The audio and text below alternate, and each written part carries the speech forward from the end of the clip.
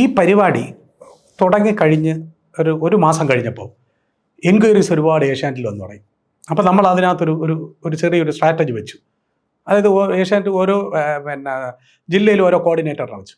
ഒരു ദിവസം 2 എപ്പിസോഡാണ് ചെയ്യുന്നത്. അപ്പോൾ ഒരു ദിവസം 2 ഷാപ്പ് ഒരു 20 കിലോമീറ്റർ ചുറ്റളവിൽ 2 എണ്ണം കണ്ടുപിടിക്കണം. അപ്പോൾ നമ്മൾ തന്നെ അങ്ങോട്ട് പറഞ്ഞു, നിങ്ങളുടെ ഷാപ്പും പരിസരവും 1 മിനിറ്റുള്ള അല്ലെങ്കിൽ 30 സെക്കൻഡുള്ള വീഡിയോ നിങ്ങൾ എടുത്ത് ഞങ്ങൾക്ക് അയച്ചു തരണം. എന്നിട്ട് ഞങ്ങൾ അത് കണ്ട് സ്ക്രീൻ ചെയ്തിട്ടാണ് അപ്രൂവൽ കൊടുക്കുന്നത്.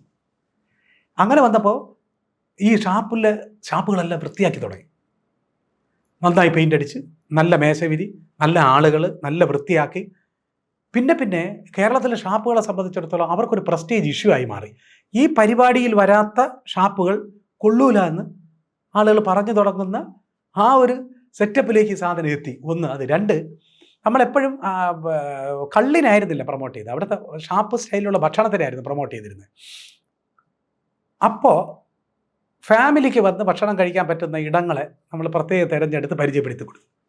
മാത്രമല്ല, നമ്മൾ അവിടെ നിൽക്കാൻ നേരത്ത് സ്വാഭാവികമായിട്ടും ഒരുപാട് പേര് ഭക്ഷണം കഴിക്കാൻ വരും.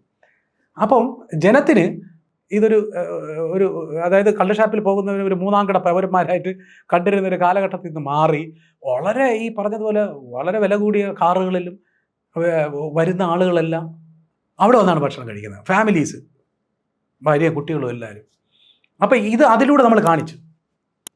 അവർ ഒരുമിച്ച് വന്നിരുന്ന് ഭക്ഷണം കഴിക്കുന്നു. നല്ല തലക്കറി നല്ലതാണ്, ഇവിടുത്തെ കൊഞ്ച് നല്ലതാണ്, ഇവിടുത്തെ ഇന്ന പോത്ത് വറ ഭയങ്കര രസകരമായ സാധനമാണെന്ന് അവർ തന്നെ കമൻറ്റ് ചെയ്ത് തുടങ്ങിയപ്പോൾ ഈ ആളുകൾക്കൊക്കെ ആ ഒരു മടി അങ്ങ് മാറി കിട്ടി. ഒരു ഫംഗ്ഷനിൽ വെച്ച് കഴിഞ്ഞ ഇപ്പോഴല്ല, ഇതിനെക്കുറിച്ച് നമ്മുടെ പഴയ എക്സൈസ് മന്ത്രി TP പറയുകയും ചെയ്തു, എന്നെ കിഷോറിനെ കേരളത്തിലെ കള്ള് ഷാപ്പിൻ്റെ ബ്രാൻഡ് അംബാസഡർ ആക്കണമെന്ന് തമാശയ്ക്ക്. കാരണം ഇതിനെ ഇത്രയും പോപ്പുലറാക്കിയത് കിഷോറാണെന്നൊക്കെ പറഞ്ഞിട്ട് നമ്മുടെ ഈ കള്ള് ചെത്ത് വ്യവസായ ഇതിൻ്റെ ഒരു വലിയ ഫംഗ്ഷൻ ഉണ്ടായിരുന്നു. അപ്പോൾ അതിൽ ഞാനും പങ്കെടുത്തപ്പോൾ അദ്ദേഹം പറഞ്ഞു, ഇതിനൊരു വ്യവസായമാക്കി മാറ്റാൻ ഇതൊരു ഭയങ്കര വ്യവസായമാക്കാം. പക്ഷേ പല കാരണങ്ങളുണ്ട്. ഒന്നാമത്തെ കാര്യം, കള്ള് ഷാപ്പ് ലൈസൻസ് എന്ന് പറഞ്ഞു കഴിഞ്ഞാൽ ഒരു നിശ്ചിത പീരീഡ്, ബാറ് പോലെയല്ല. ബാറിനൊരു ലൈസൻസ് കിട്ടിക്കഴിഞ്ഞാൽ ആജീവനാന്തം പുതുക്കിയാൽ മതി. ഇതങ്ങനെയല്ല, വർഷം തോറും 3 വർഷത്തെ. അപ്പോൾ അങ്ങനെ വരുമ്പോഴുള്ളൊരു പ്രശ്നം എന്ന് പറഞ്ഞു കഴിഞ്ഞാൽ, ഒരു സ്ഥലത്ത് നമ്മൾ ലൈസൻസ് എടുത്തു കഴിഞ്ഞാൽ അവിടെ ഒരുപാട് പൈസ മുടക്കാൻ ഇതിൻ്റെ ആളുകൾ വിമുഖത കാണിക്കും.